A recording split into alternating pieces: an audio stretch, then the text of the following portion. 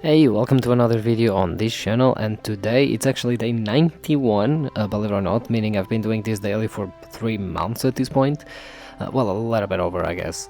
Yeah, today we are back to Flipturn with Shadowglow. Shadowglow is actually one of their full albums. I think they have 2 full albums at this point. Shadowglow came out in 2023, if I'm not mistaken. What's it, 2023? Wait, now I'm gonna have to go check that out because I'm not sure. 2022. Okay, yeah, that's close enough. But yes, I already reviewed 2 EPs from this band. One of them was from 2017 with I don't remember, Heavy Colors, I think it's what was called, and the other one was called Something You Needed from 2020. So I was a little bit excited going into this because, you know, I knew especially because Something You Needed, especially the song Listening. I have been listening to it over the past couple of days, ever since I heard that EP. Honestly, I think it might be like actually one of the best in the album. So essentially this album is kind of like that song all the time, right? Like every song is like that song basically, in the sense of look, this entire album is indie, right? This band is an indie band. But the thing is, there's something like a little extra. There's a little spice there. There's a little thing there that makes it distinctive from everything, right? Like this could be your run-of-the-mill indie and it would be fine, especially like the vocalist has like a really great voice for indie and everything. But there's something more to it, you know what I mean? There's something a little bit even technical, I would say. Like I think that a lot of the drums and guitar work here make the album sound a little bit more complex, and as a result tend to play a little bit more with the sounds, which I think indie actually really values, because when it comes to indie music, aside from the vocalist, you tend to have very like minimal instruments, right? You don't have a lot of sound, you don't have a lot of stuff going on, you don't have a lot of instruments. With this band, you do. Like this band, you always have sounds, you know, you always have some guitar, some bass, especially like the bass is very prominent.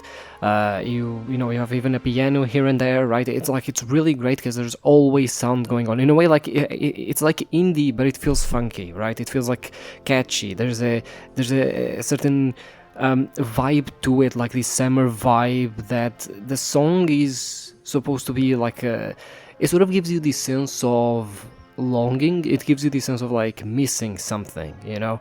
It's like the songs are said not necessarily because of what's going on in them, but because they sort of remind you of the time you had before that was really happy, and you sort of miss that time, right?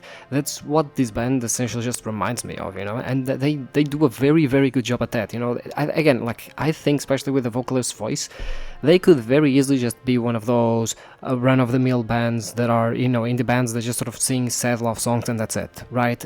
And yet they don't do that, you know. They go above and beyond, and they have like this very like peculiar style. It's indie, but there's, you know, like a certain little bit of a difference, you know, and they definitely approach it differently than a lot of other bands. And this is in this album especially, you can see that this album has 14 songs, and I would say like the first 6 or 7, I would say, are like what you would expect from this band, right? They're, you know, your warm, sort of give you the sense of longing type songs, right? They're the, hey, remember, you know, the times you used to hang out with your friends, you know, and how happy that was, that type of songs, right?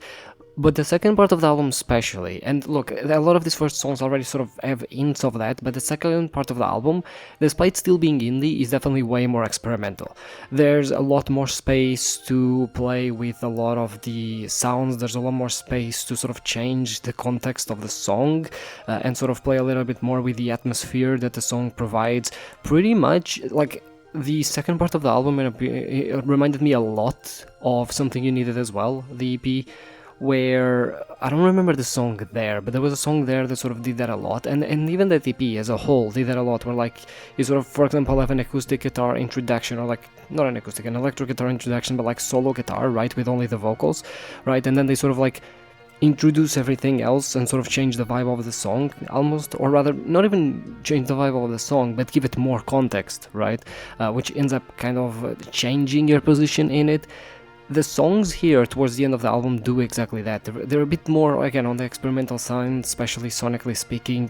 The sounds that sort of are creating this atmosphere, that are these ambient sounds, definitely are given way more space than, the beginning of the album, where I would say they're more, I guess, quote unquote vanilla songs in that aspect. Still, they have the flair of Flipturn, don't get me wrong, right? And they're really good. I think people have been enjoying, especially I think Sad Disc was like a very popular song, so I know people have been enjoying that. Again, songs are really nice, but the latter part of the album really gives it that spice, that thing that makes this band unique. Because a lot of that experimentation, a lot of that sort of, letting the sounds speak for themselves sometimes, is what exactly is used in, the more quote-unquote vanilla songs, and it's what makes them sound very unique. And just like overall, the sound of this, I don't know, like it's very warm. I don't know how to like explain it, but it's very warm. It just sounds very warm. I don't know, like as far as indie goes, look, I can't say that I'm like an expert in indie, because it's not a thing that I listen a lot. I've listened to a couple of bands before and everything, especially like really popular ones, and it's in a like specific spot that when you usually listen to indie, you're kind of like maybe sad or something, and you want something that is comforting or whatever, right? So you kind of like listen to indie bands or whatever, and like this band, like it's that spot, that right spot, that just sort of, again, it's sort of like this very bittersweet experience of, the songs aren't necessarily sad per se, but they have this sort of vibe of being like the songs are happy, but they have these sort of permeating atmosphere of being sad. You know what I mean?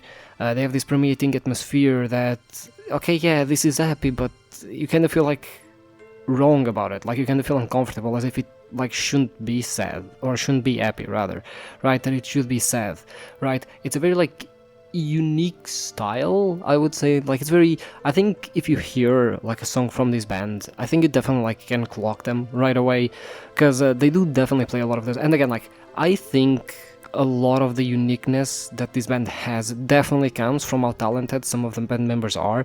I've already talked about the vocalist, but there's a lot of detail, especially from the guitar and from the drums, especially the drums. There's some parts of some songs, like for example Orbit, the last song on the album. There's some drumming parts there, they're like very subtle, right? But they add like that little extra like technique, right, that the song needs, right? That extra experience, or like the knowledge of, hey, I'm actually really good at drums, and you sort of use that to, like sometimes a little extra note here, like a little hi-hat there, a little snare or something, can make the drum just sound far more present in the song without completely overshadowing it, and not sounding too simple, right? It's just like there in the middle, exactly to make yourself known in the song, hate the song in creating sort of this atmosphere they're trying to go for, but at the same time sort of letting the listener know that it's a bit more complex perhaps than what they are hearing, or I guess experiencing, or thinking about.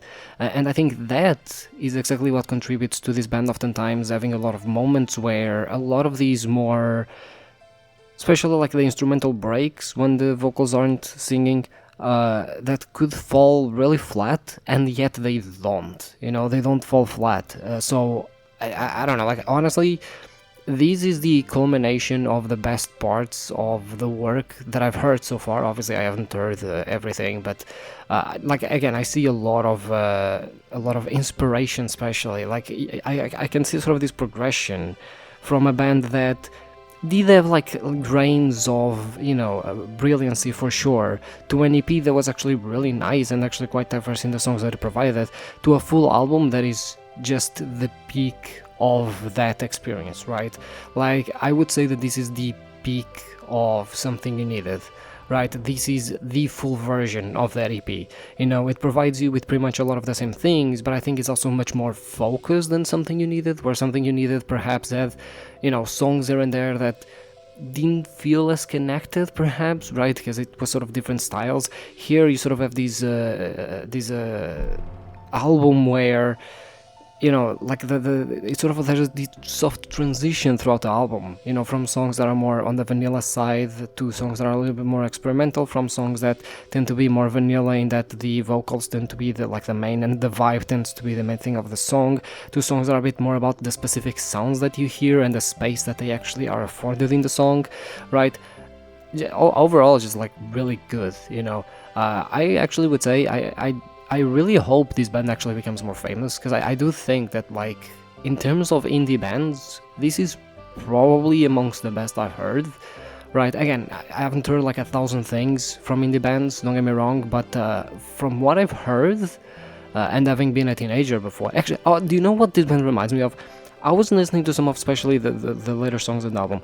It reminded me of Mogwai. I don't know if you know that band. Mogwai has some songs that are sort of these. Mogwai is way more depressing, I think, in some of their songs. But if you've ever heard, especially, what was the song? There's a very famous song that got really famous online. I don't remember the song, but you know that sort of instrumental that makes like it's not simple, but it's not overwhelming in the song, but it still makes it. Like it's amazing at creating a vibe, and it still feels like complex enough for you to actually be interested and invested in the sound that it's producing, right? And you sort of feel that vibe. That's sort of what was reminding me of, what a lot of these songs were sort of reminding me of, right? So not saying that it's the same, but at least to me, like I made that connection mentally.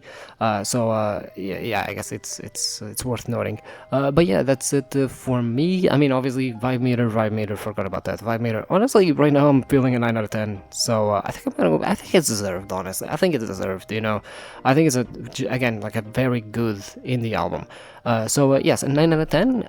That's it for me, and I'll see you tomorrow with a new album review. Actually, not a new album review. Tomorrow I'm gonna do something a little bit more special.